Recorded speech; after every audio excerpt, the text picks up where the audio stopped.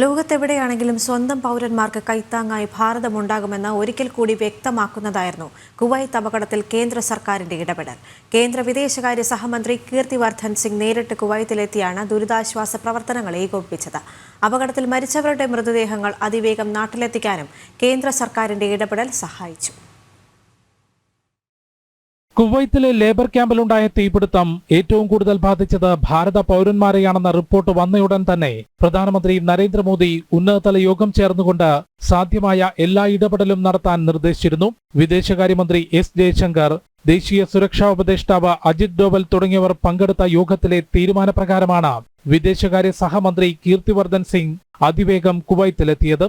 പരിക്കേറ്റവർക്ക് മികച്ച ചികിത്സ ഉറപ്പാക്കുന്നതിനും സ്വപ്നങ്ങൾ പൂർത്തീകരിക്കാനാകാതെ അപകടത്തിൽ ജീവൻ നഷ്ടമായവരുടെ മൃതദേഹങ്ങൾ അതിവേഗത്തിൽ ജന്മനാട്ടിലേക്ക് എത്തിക്കാനും കീർത്തിവർദ്ധൻ സിംഗിന്റെ ഇടപെടൽ കൊണ്ട് സാധ്യമായി.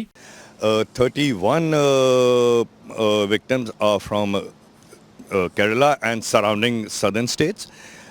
Those remains are being offloaded here. The remaining will be offloaded in Delhi, and then from there they'll be transferred to their respective homes. Kuwait വിദേശകാര്യമന്ത്രി അബ്ദുള്ള അലി അൽ ലഹിയുമായി കീർത്തിവർദ്ധൻ സിംഗ് നടത്തിയ കൂടിക്കാഴ്ചയാണ് മരിച്ചവരുടെ മൃതദേഹം തിരിച്ചറിയാനുള്ള പരിശോധന, പോസ്റ്റ്മോർട്ടം, എംബാമിംഗ് തുടങ്ങിയ നടപടികൾ വേഗത്തിലാക്കിയത്. പരിക്കേറ്റ് ആശുപത്രിയിൽ കഴിയുന്നവരെ നേരിട്ട് കണ്ടുകൊണ്ട് ആശ്വസിപ്പിക്കാനും അദ്ദേഹത്തിനായി.